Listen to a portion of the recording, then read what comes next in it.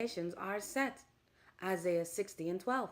For the nation and the kingdom that will not serve thee shall perish. Yea, the nations shall be utterly wasted. This is the The last glory part of of this Lebanon shall come unto presentation. thee, The the fern consequences of the tree, the nations who pine tree, oppressed us. and the Let's box review. together, to beautify the place of my sanctuary, and I will make the place of my feet glorious. The sons of them that afflicted thee shall come bending unto thee, and all they that despise thee shall bow themselves down at the soles of thy foot. They shall call thee the city of Yahuah, the Zion of the set apart one of Yasharal. So the nations are going to serve the Most High, but they're going to be our servants, because this is the prophecy that was given to Jacob. This was the blessing. If we're gonna seek truth, we got to get the whole truth.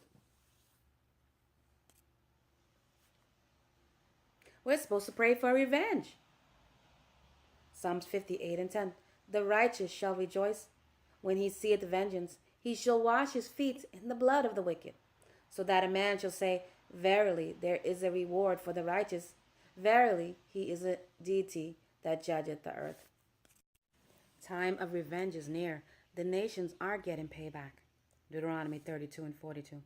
I will make mine arrows drunk with blood, and my sword shall devour flesh, and that with the blood of the slain of the captives, from the beginning of revenges upon the enemy. Rejoice, O ye nations, with his people, for he will avenge the blood of his servants, and will render vengeance to his adversaries, and will be merciful unto his land and to his people. So right there, Yah tells you in verse 43 who he's going to be merciful to. At this time, the Most High is going to be merciful to the land of Jerusalem and his people, Yasharal, or which some people call Israel. So I don't see right now where in the scriptures we're supposed to gather together with the nations and join together as one. Anything of that nature is Stockholm Syndrome. We need to know who the enemy is. And I'm not saying to judge by appearance, because some Israelites will come looking like a white person or a Chinese person or an East Indian person. We should know that. I'm not talking about racial things right now. White people, they racist. Most of them are racist. They looking at the skin and they're judging because they know the features of Israelites. They know that they have Negroid features. They know this, okay?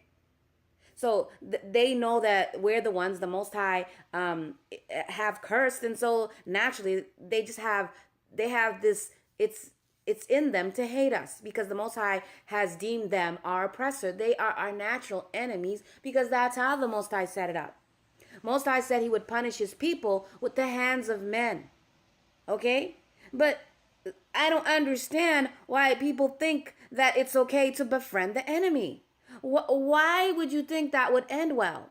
How could that possibly go well for you? We even have to be careful of our own people who are not true to the Most High and who are not sincerely following him. We need to watch out for them and the Uncle Toms. Just because someone's black, it don't mean he got your back. Because there are black people who are actually joined in the Ku Klux Klan. They hate their people. We are supposed to seek revenge. We're supposed to pray for revenge. How are we going to be saved if we do not pray for the Most High to punish the oppressors? Think about it. You join hands with the oppressor, and so what? Together with the oppressor, you're going to pray for punishment on the oppressor's people? Does that sound right? So you're really telling me that you're serving the Most High, and amongst your congregation, you got foreigners, and you're going to pray for revenge on the foreigners' people. You're not going to do that because the foreigners in your congregation has compromised things. Their allegiance is for them to deceive you. They're not allegiance to the land of Israel, because if they were, they wouldn't be in there. They would tell you, look, heads up, my people are wicked. I acknowledge it. Watch your back. No. But they join and they try to convince you that, oh, no, some of us are good. You can put your guard down. But you know what happens when you put your guard down. I've already explained that. You're not going to be seeking revenge or payback for your ancestors, which is your responsibility.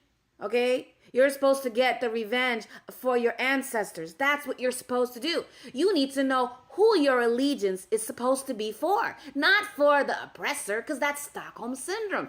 It's supposed to be for the ancestors. Psalms 58 and 10. The righteous shall rejoice when he seeth the vengeance. So when the vengeance comes, we're supposed to be happy about it. He shall wash his feet in the blood of the wicked, so that a man shall say, verily, there is a reward for the righteous. Verily, he is a deity that judgeth the earth. This is the way it is with the white man in America. He's a wolf, and you're a sheep. Anytime a shepherd, a pastor, teach you and me not to run from the white man, and at the same time teach us don't fight the white man, he's a traitor to you and me. Brothers and sisters, beware that there are many preachers who have Stockholm Syndrome. Anyone that would invite the oppressor, which is basically all nations who have come against us, they are our oppressor. Right now, we are under a curse. So if a preacher or an Israelite has empathy or positive feelings towards someone who's our captor, or even defending them, they have Stockholm Syndrome. They are traitors.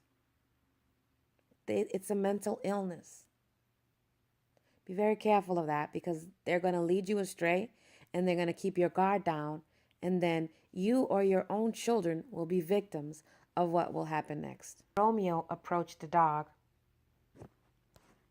and he befriended a dog, and the owner of the dogs eventually befriended Romeo and treated him as one of the dogs. He found that these people weren't their enemies because they were treating him with kindness. They befriended him. So the wolf, the natural enemy of the wolf is humans, because they are being hunted. And so Romeo's guard was down because he befriended this dog, and the dog was indeed his friend, but the humans were not his friend. Eventually, Romeo did die because hunters came and killed him in 2009, all because he had friends who were humans, and a human is his natural enemy of the wolf. And so his guard was down. When he saw a human with a gun, he did not have his guard up. He didn't run. He didn't hide, because he thought humans were all like the human he knew. He was destroyed because he didn't know who his enemy was. If we're going to allow strangers in our congregation or among us and teach our own children that these strangers are our friends, their guard's going to be down.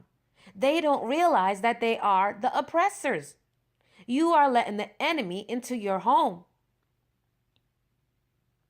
When we send our children to school, they are at risk because their guard's down. They're being taught that everybody is equal. We're all the same, but deep down in their hearts, they hate us. They don't like us. So they're lying to us. They're giving us a feeling of friendship and love and unity, but we know that that's not how it is in the real world. They hate us. We need to separate from them. This is not the time to make friends. You could be friendly, but you cannot allow strangers into the congregation now. They are meant to serve us, and they're supposed to, the punishment is coming to them for what they did. They're supposed to get double, they're supposed to drink double the cup of the Most High's fury. The Most High chose the Israelites as his servants, and look what happened when we didn't listen to him. We went into slavery, got raped. We forgot our own inheritance. We didn't know who we were. The Most High jacked us up. Imagine what he's going to do to the other nations for what they did to his people. This is not the time to have friends in the congregation who are not your people. What you have, if you accept the strangers amongst us, you have Stockholm Syndrome. You don't know who your enemy is. Your enemy showed you his colors, but you have deceived yourself. You have a mental illness. With all seriousness, you're sick. You don't know who your enemy is. Open your eyes. Don't you think it's wise for the enemy to put your guard down? I mean, you're starting to wake up. He knows you know he is the oppressor. Wouldn't it be wise for him to come join you? Maybe you could forgive him. So basically, he doesn't get the punishment for the abuse he did on our ancestors. When strangers join us right now, before the Most High reverses the curse, they're trying to get mercy. They don't want to get the punishment. So I can't blame them for wanting to join us. I mean, everyone is supposed to serve the Most High, but now is not the time for this confusion, because your children are going to see you befriend these oppressors, because that's what they are. The other nations, they are our oppressor. And your children are going to get confused when they see them as your friend, as their friend. So they're going to end up developing Stockholm Syndrome. They're not going to know who the enemy is. And their guard's going to be down. Is that what you want for your children? Is that what you want for yourself? Sometimes it's not the people who change. It's the mask that falls off. When that mask falls off, it will be too late. Bakari Henderson running from a group of men. They then throw him down, kick and punch him numerous times. It happened outside a bar on the island of Zakynthos. Tony DeCopel is here with new details on how the violence quickly escalated. Okay, this footage is about the story from a few months ago, how that the brother in Greece got killed by 15 people punching him in less than a minute. Well, he was with several of his friends, and coincidentally, they weren't his people. They were likely white people, and his friends didn't come out and save him. Didn't fight for him.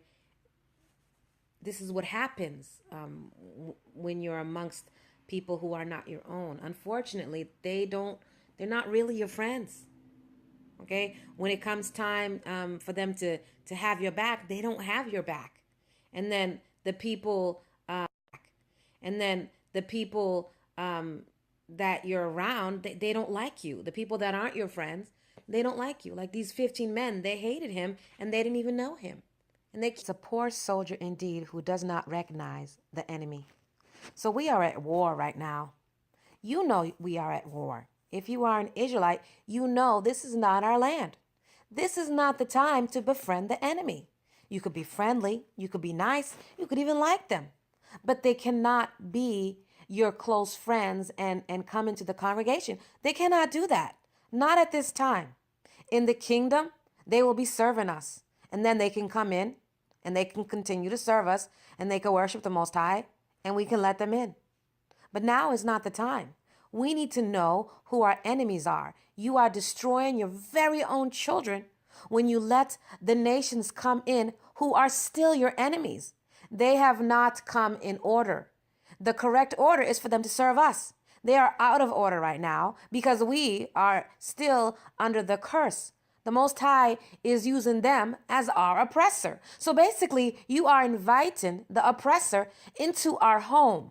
If the congregation and the people is our home and we're all there, you're basically letting the enemy in. What is going to happen to your child when you let the enemy in? This is a famous quote from Abraham Lincoln. I destroy my enemies when I make them my friends. This is sometimes taken or misunderstood as an endearment. Basically, make your enemies your friend and now you won't have enemies. But this is not true. That's not what Abraham Lincoln meant. This is the real reason Abraham Lincoln said he makes his enemies into friends, because he wants to lie to them and trick them. This is how he destroys them. This is the philosophy of your enemy. He wants to be your friend so he can make sure he keeps an eye on you.